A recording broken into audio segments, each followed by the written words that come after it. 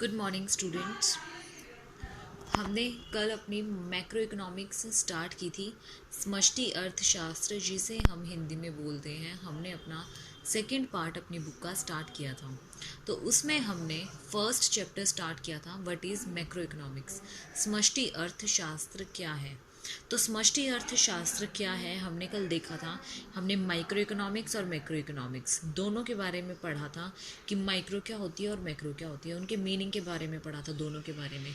In fact micro economics तो आप देख के ही आए हो, पूरी बुक आपने स्टडी की है कि माइक्रो इकोनॉमिक्स होती क्या है। वैसे ही अब हम अपने मैक्रो इकोनॉमिक्स के बारे में स्टडी करेंगे, लेकिन उससे पहले हमारा एक टॉपिक आता है कि मैक्रो और माइक्रो इकोनॉमिक्स के बीच में डिफरेंस क्या है। तो वो अभी हम स्टडी कर रहे हैं। हमारा आज का टॉपिक है difference between micro economics and macro economics, समष्टि अर्थशास्त्र तथा व्यष्टि अर्थशास्त्र में अंतर। आई होप कि कल का लेक्चर आपको क्लियर हो गया होगा। अगर नहीं हुआ है तो प्लीज़ बता देना, मैं फिर से स्टार्ट कर दूँगी या फिर से रिपीट कर दूँगी आपको, ठीक है। तो देखो, इस चैप्टर में से मैंने कल भी बताया था आपके 4 मार्क्स का क्वेश्चन कवर होता है, और किसी कोड में तो आपका ये आ जाता है कि आपको डिफरेंस बताना है, किसी में आपके सेक्टर्स आ जाते हैं। तो आज हम जो डिस्कस करेंगे वो करेंगे अपने दोनों मेन टॉपिक्स जो आपके 4 मार्क्स में आ सकते हैं।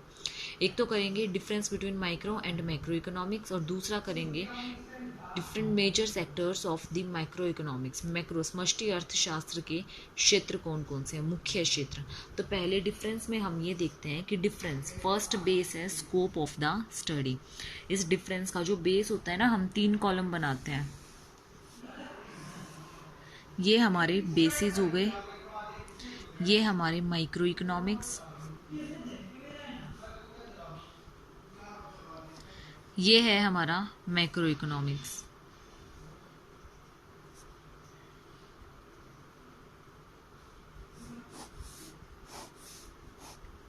तो फर्स्ट जो बेस है जिसके ऊपर हम अपना डिफरेंस करते हैं वो है उत्पादन का क्षेत्र, सॉरी अध्ययन का क्षेत्र, या फिर scope of the study. Scope of the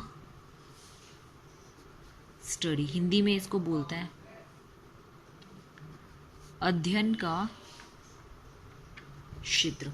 इसमें जो है वो हम किस लेवल पे स्टडी करते हैं और इसमें किस लेवल पे स्टडी करते हैं। स्कोप का मतलब होता है किस लेवल पे स्टडी करना। तो इसमें तो आपको पता है हम एक इंडिविजुअल के बारे में स्टडी करते हैं, व्यक्तिगत स्तर पर स्टडी करते हैं। तो यहाँ आएगा आपका व्यष्टि अर्थशास्त्र में हम व्यक्तिगत स्तर पर अध्ययन करते हैं, और इसमें हम कौन से स्तर पर अध्ययन करते हैं, सामूहिक या फिर संपूर्ण अर्थव्यवस्था के स्तर पर।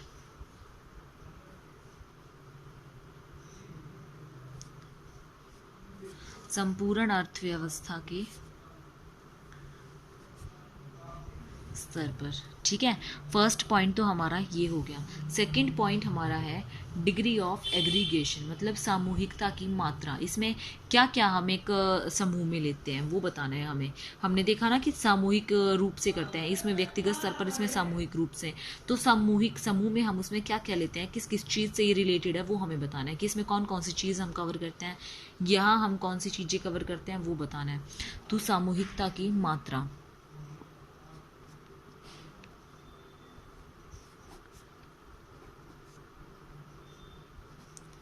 Degree of aggregation.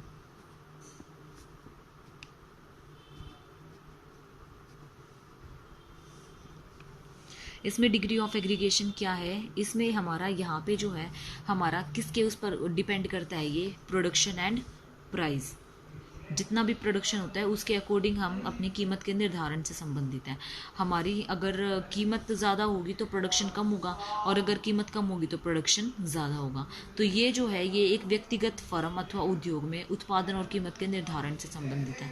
ये किससे संबंधित है, उत्पादन तथा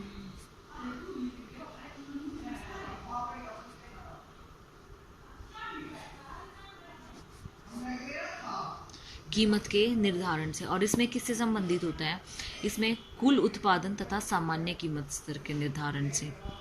इसमें सिर्फ उत्पादन से, इसमें कुल उत्पादन से। इसमें एक फर्म के उत्पादन से था, एक फर्म के उत्पादन से, और इसमें कुल उत्पादन से। तथा सामान्य कीमत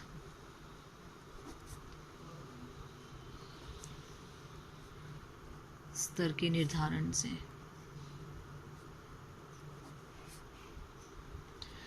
थर्ड पॉइंट हमारे पास आता है डिफरेंट अजम्पशंस, अलग अलग मान्यताएं।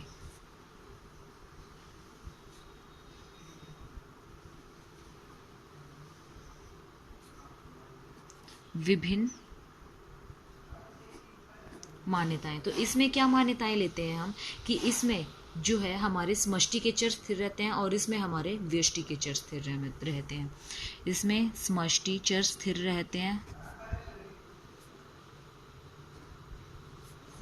इसमें व्यष्टि चर स्थिर रहते हैं।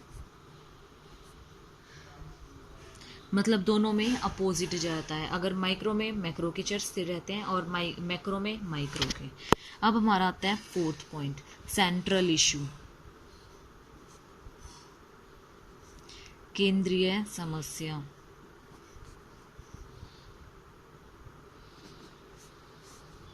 इसमें क्या है, इसमें जो है कीमत निर्धारण करना है, केंद्रीय समस्या कि प्राइस क्या डिसाइड करें क्या ना करें।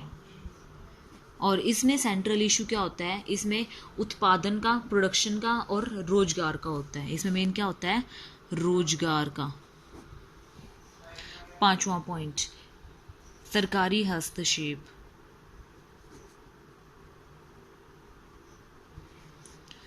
गवर्नमेंट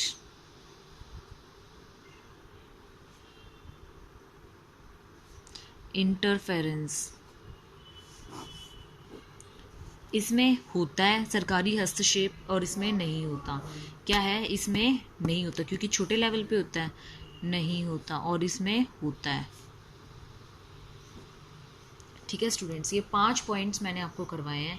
ये 5 पॉइंट्स का डिफरेंस मोस्ट इंपॉर्टेंट डिफरेंस है आपके लिए, और ये पेपर में आता ही आता है। ठीक है, आप अपनी बुक से भी एक बार पढ़ लीजिएगा, इसको क्लियर हो जाएगा आपको और अच्छे से। अगला टॉपिक है आपका 4 मेजर सेक्टर्स।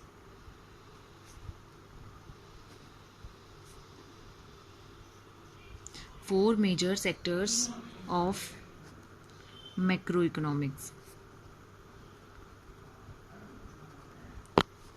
समष्टि अर्थशास्त्र के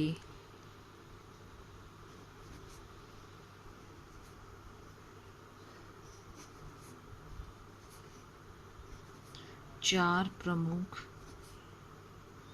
क्षेत्र। इसके अंदर क्या है, फर्स्ट सेक्टर हमारा कौन सा है, प्रोड्यूसर सेक्टर, उत्पादक क्षेत्र। उत्पादक क्षेत्र क्या है हमारे पास, उत्पादक क्षेत्र वो होता है जो उत्पादन करता है, मतलब जो किसी भी काम का स्टार्ट करता है, किसी भी प्रोडक्ट को बनाता है, वो होता है हमारा उत्पादक क्षेत्र। उसके लिए उसे क्या चाहिए होता है, फैक्टर ऑफ प्रोडक्शन चाहिए होता है। वो फैक्टर ऑफ प्रोडक्शन वो कहाँ से लेता है, हाउस होल्ड सेक्टर से लेता है, और उसके बदले में उसको क्या प्रोवाइड करता है, उसके बदले में उसको मनी प्रोवाइड करता है। लैंड, लेबर, कैपिटल, एंटरप्रेन्योर हमारा हाउस होल्ड सेक्टर यही प्रोवाइड करता है प्रोड्यूसर सेक्टर को। फिर इसके बदले प्रोड्यूसर सेक्टर में क्या होता है, ये हाउस होल्ड सेक्टर से फैक्टर ऑफ प्रोडक्शन को लेके अपना प्रोडक्शन करता है। ठीक है, दूसरा पॉइंट, हाउस होल्ड सेक्टर, गृहस्थ क्षेत्र। गृहस्थ क्षेत्र में कौन आता है, गृहस्थ क्षेत्र में हम जैसे लोग आते हैं जो किसी भी चीज़ के उत्पादन को यूज़ करते हैं। अब लैंड, लेबर, लैंड हमारी लैंड लेंगे वो उधार पे या फिर लीज पे, जिसके बदले में वो क्या देंगे, हमें रेंट देंगे। लेबर, लेबर भी हम जैसे लोग ही होंगे, उसके बदले में वो हमें क्या देंगे, वेजेस देंगे। एक अकेले बंदे की इतनी कैपिटल तो नहीं हो सकती ना, तो इसलिए वो कैपिटल भी क्या करेंगे, जनता से इकट्ठी करेंगे, तो उसके बदले में हमें क्या देंगे, इंटरेस्ट देंगे। और फिर एंटरप्रेन्योर, हो सकता है कि हमारे में से किसी को क्या बना दे, मालिक बना दे उसका, वो वहाँ से डायरेक्टरशिप में हमें क्या दे दें, तो उसके बदले में जो हमें मिलेगा वो क्या होगा, हमारा प्रॉफिट होगा। ठीक है स्टूडेंट्स, ये था हमारा सेकेंड सेक्टर। थर्ड सेक्टर आता है गवर्नमेंट सेक्टर। सरकारी क्षेत्र, सरकारी क्षेत्र का काम क्या होता है, 2 चीज़ें, वो हम जैसे लोगों से क्या लेता है, पब्लिक का ही, हाउस होल्ड सेक्टर का ही रोल होता है इसमें। तो मेन हाउस होल्ड सेक्टर से गवर्नमेंट क्या लेती है, टैक्स लेती है। भरते हैं ना हम लोग सब टैक्स, एक छोटा सा बच्चा भी टैक्स भरता है। क्यों भरता है? क्योंकि अगर वो कोई भी सामान खरीदता है पैसे लेके, तो उस हर प्रोडक्ट पे आपके पे क्या लगा होता है, टैक्स लगा होता है, लिखा होता है ना इंक्लूडेड ऑल टैक्सेस। तो वो आपका क्या होता है, आप लोग हर एक बंदा कोई भी हो, चाहे अगर कोई भी वो सामान खरीदता है तो वो उसके ऊपर टैक्स पे करता है, ये लगा लो। और दूसरी चीज़, आप जो इनकम टैक्स होती है, इनकम टैक्स पे भी तो टैक्स पे करना होता है ना, एक वो चीज़ हो गई। अब टैक्स लेता है हमसे, गवर्नमेंट लेती है हमसे टैक्स। दूसरी चीज़, उसके बदले में गवर्नमेंट हमें क्या प्रोवाइड करती है, पब्लिक को ही सब्सिडीज़ प्रोवाइड करती है डिफरेंट डिफरेंट कामों के लिए। ठीक है स्टूडेंट्स, अब आता है हमारा fourth sector, rest of the world. Rest of the world में क्या आता है, जो भी हमारा ये बाकी का बच गया वर्ल्ड, वो इसमें हमारा इंपोर्ट एक्सपोर्ट ये सब कुछ आ जाता है, इंपोर्ट आयात निर्यात जैसे। इसमें हम क्या करते हैं, एक देश से दूसरे देश में या तो सामान भेजते हैं या मंगाते हैं। तो ये था हमारा 4 के 4 सेक्टर्स। आई होप कि आपको क्लियर हो गए होंगे। अगर फिर भी क्लियर ना हुए हों तो मुझे बता देना। आज का लेक्चर मोस्ट इंपॉर्टेंट लेक्चर था स्टूडेंट्स। Thank you.